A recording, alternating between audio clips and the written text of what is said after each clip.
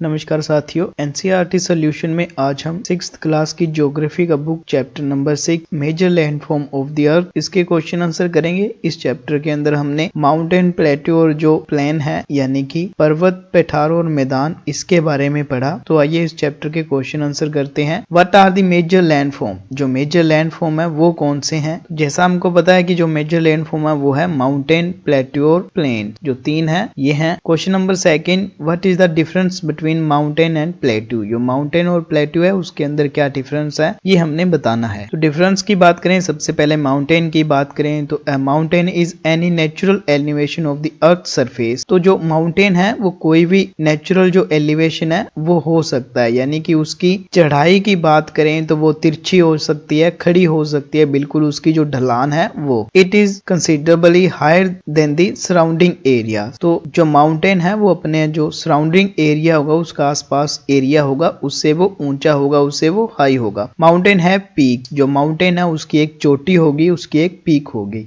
अब बात करें प्लेट्यू की तो a plateau is an elevated flat land. तो उसकी थोड़ी एलिवेटेड तो होगी लेकिन जो ऊपर की लैंड है वो बिल्कुल फ्लैट होगी यानी समतल होगी। It is a flat topped table land standing above the surrounding area. तो जो उसका सराउंडिंग एरिया होता है उससे थोड़ा सा ये अबव यानी ऊंचा होता है और ऊपर से जो है फ्लैट टॉप होता है यानी कि टेबल की तरह प्लेन होता है ऊपर से। Plateaus are flattened highlands. तो जो प्लेट्यू है वो ऊपर से फ्लैट होते हैं बिल्कुल, यानी कि समतल होते हैं ऊपर से, और जो आसपास की लैंड होती है उससे थोड़ा हाई होते हैं। Question number C, what are the different type of mountain? जो माउंटेन है वो कितने टाइप के होते हैं? सीधा answer, the different type of mountain are fold mountain, block mountain और वोल्केनिक माउंटेन। ये तीनों हमने पढ़े थे चैप्टर के अंदर। Question number D, how are mountain useful for man? जो माउंटेन है वो हमारे लिए कैसे यूजफुल है ये हमने बताना है। सीधा answer, mountains are very useful to man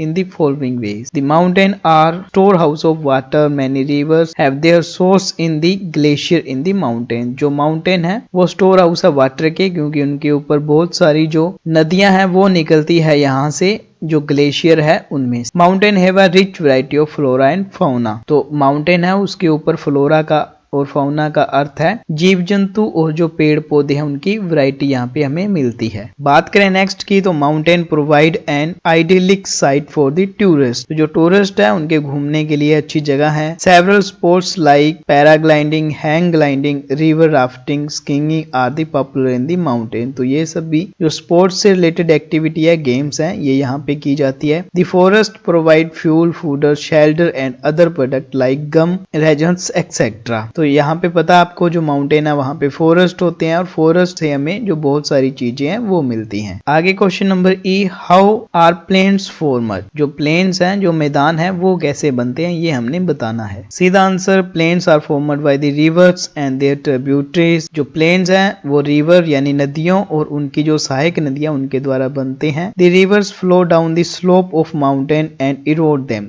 जो रिवर्स हैं जब वो फ्लो करती है माउंटेन से तो अपने साथ जो है इरोड करती है, यानी अपने साथ जो चीजें हैं वो खोर के ले आती है। They carry forward the eroded material, और उस जो इरोडेड मटेरियल है उसको अपने साथ बहाती रहती है। Then they deposit their load consisting of stone, sand and silt along their courses and their valleys. तो वहां से जब वो निकलती हैं तो अपने साथ जितना भी मटेरियल होता है जिसके अंदर स्टोन होते हैं, सैंड होती है, सिल्ट होती है, उस सबको वो डिपोजिट कर देती है, यानी एक स्थान के ऊपर उस मिट्टी को वो इकट्ठा कर देती है। It is from these deposits that the plants are formed. तो इसी जो मटेरियल है पूरा इसी से जो मैदान है वो बनते हैं। Question number F, why are the river plants thickly populated? जो रिवर प्लांट्स है उनके अंदर जो पॉपुलेशन यानी लोग हैं वो ज्यादा क्यों रहते हैं? सीधा answer, the river plants are thickly populated as more flat land is available for building houses and cultivation. क्योंकि यहाँ का जो एरिया है वो फ्लैट होता है, समतल होता है, इसीलिए यहाँ पे बिल्डिंग हाउस बनाना और कल्टीवेशन यानी खेती करना लाभदायक होता है, इसीलिए जो लोग है वो यहाँ पे ज्यादा रहते हैं। हाँ जी, last question, why are mountains thinly populated? अब जो माउंटेन है उनके ऊपर जो लोग हैं वो कम क्यों रहते हैं? तो इसके दो जो रीजन है वो बताए गए हैं। The climate is very harsh. तो यहाँ का जो क्लाइमेट है वो बहुत हार्ड होता है क्योंकि बहुत ज्यादा ठंड होती है, इसी कारण लोग नहीं रहते। Farming land is very less due to the slope are steep. तो जो कल्टीवेशन का एरिया होता है वो यहाँ पे नहीं होता क्योंकि एक तो ढलान बहुत ज्यादा होती है, दूसरा जो उपजाऊ मिट्टी है वो यहाँ पे नहीं मिलती। नेक्स्ट है tick the correct answer. The mountain differ from the hills in term of. जो माउंटेन है वो हिल से डिफरेंस होती है किसकी वजह से? जो एलिवेशन है यानी उसकी ढलान है उसकी वजह से। Glacier are found in. Glacier कहाँ पे मिलते हैं बताइए हमें? माउंटेन्स के अंदर जो ग्लेशियर है वो मिलते हैं। The Deccan plateau is located in. जो दक्कन का प्लेटू है वो कहाँ पे है? इंडिया के अंदर है। और जो यांगत्से जो रिवर है वो चाइना के अंदर है। An important mountain range in Europe. तो यूरोप के अंदर कौन सी माउंटेन रेंज है? एल्पस जो रेंज है वो यूरोप के अंदर है। नेक्स्ट है fillings the blanks. A dash is unbroken flat और लो लेवल लैंड। तो लो लेवल लैंड और जो बिल्कुल फ्लैट होती है उसे को कहते हैं प्लेन्स या मैदान। The Himalayas and the Alps are example of dash type of mountains. तो हमने 3 टाइप पढ़े थे, उसमें से जो हिमालय और एल्पस है वो है जो फोल्ड टाइप के जो माउंटेन है वो है। Dash area are rich in minerals deposit. जो मिनरल्स होते हैं जितने भी हमें जैसे कोयला वगैरह, लोहा वगैरह ये सब मिलते हैं, तो ये हमें कहाँ पे मिलते हैं? जो प्लेट्यू होता है वहां पे हमें मिलते हैं। The dash is a line of mountains. तो जो एक लाइन होती है माउंटेन की उनको क्या कहते हैं? उनको हम रेंज कहते हैं। The dash areas are most productive for farming. तो फार्मिंग के लिए कौन सा एरिया है जो सबसे बढ़िया होता है? तो वो होता है जो प्लेन एरिया यानी मैदान होते हैं वो। ये हिंदी के अंदर और देख लेते हैं। निम्नलिखित में के उत्तर दीजिए। तो प्रमुख जो स्थल रूप है वो कौन से है? तो पर्वत, पठार और मैदान है। नेक्स्ट हमने पर्वत और पठार में अंतर बताना है। तो पर्वत का शिखर छोटा और आधार चौड़ा होता है, जबकि पठार का ऊपरी भाग मेज के समान पाट तथा आसपास के क्षेत्र से अधिक उठा हुआ होता है। पर्वत का उदाहरण देखें तो हिमालय पर्वत, पठार का उदाहरण देखें तो दक्कन का पठार। दूसरा आप ये लिख सकते हो कि जो पर्वत है इनकी ऊंचाई अधिक होती है और पठार है इनकी ऊंचाई कम होती है। तीसरा आप ये लिख सकते हो कि जो पर्वत है इनकी चोटी होती है या इनका शिखर होता है, पठार है उनकी कोई चोटी या शिखर नहीं होता, ये ऊपर से समतल होते हैं। नेक्स्ट पर्वतों के जो भिन्न प्रकार है वो बताने हैं हमने। तो वलित पर्वत होते हैं, भ्रंश पर्वत होते हैं और ज्वालामुखी पर्वत है,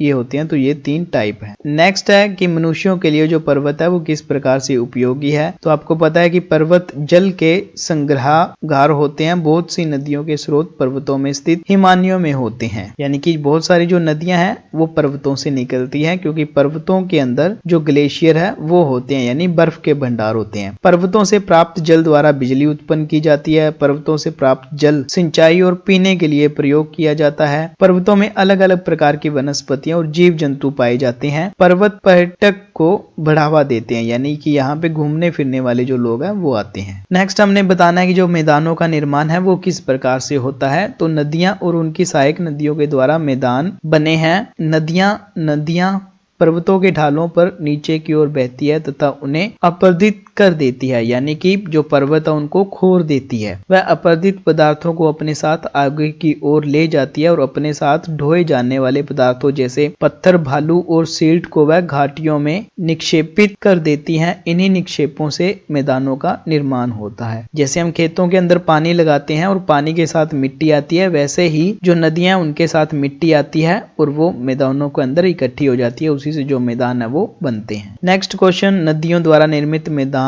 संघन जनसंख्या वाले होते हैं, यानी मैदानों के अंदर लोग ज्यादा क्यों रहते हैं? मैदान बहुत अधिक उपजाऊ होते हैं, यहाँ परिवहन के साधनों का निर्माण करना आसान होता है, इसीलिए मैदान विश्व के सबसे अधिक जनसंख्या वाले भाग हैं। नेक्स्ट है, पर्वतों में जनसंख्या कम क्यों होती है? कठोर जलवायु होने के कारण पर्वतीय क्षेत्रों में बहुत कम लोग निवास करते हैं और पर्वतों का धरातल खड़ी ढाल वाला होता है तथा कृषि योग्य भूमि की कमी होती है। इसी कारण जो पर्वत है उनमें जनसंख्या कम होती है। नेक्स्ट है, पर्वत पठारों से भिन्न होते हैं। तो ऊंचाई के आधार पर हिमानी कहाँ पाई जाती है? पर्वतों में। नेक्स्ट है, दक्कन का पठार कहाँ स्थित है? तो ये भारत में स्थित है। नेक्स्ट है, यांगत्से नदी कहाँ बहती है? तो चीन के अंदर बहती है। यूरोप की एक महत्वपूर्ण पर्वतमाला कौन सी है? आल्प्स यूरोप की एक महत्वपूर्ण पर्वतमाला है। नेक्स्ट जो सभी टिक मार्क वाले क्वेश्चन है उनके उत्तर यहाँ पे दिए गए हैं। नेक्स्ट हमने खाली स्थान भरने हैं। समतल भूमि वाले विस्तृत क्षेत्र को मैदान कहते हैं। हिमालय और आल्प्स डैश पर्वतों के उदाहरण है। तो जो युवा अवलित पर्वत है उसके उदाहरण है। डैश क्षेत्र में खनिजों की प्रचुरता होती है, जो पठार है उनमें खनिज होते हैं। डैश पर्वतों का एक क्रम है, जो श्रृंखला है उसको पर्वतों का क्रम कहते हैं। डैश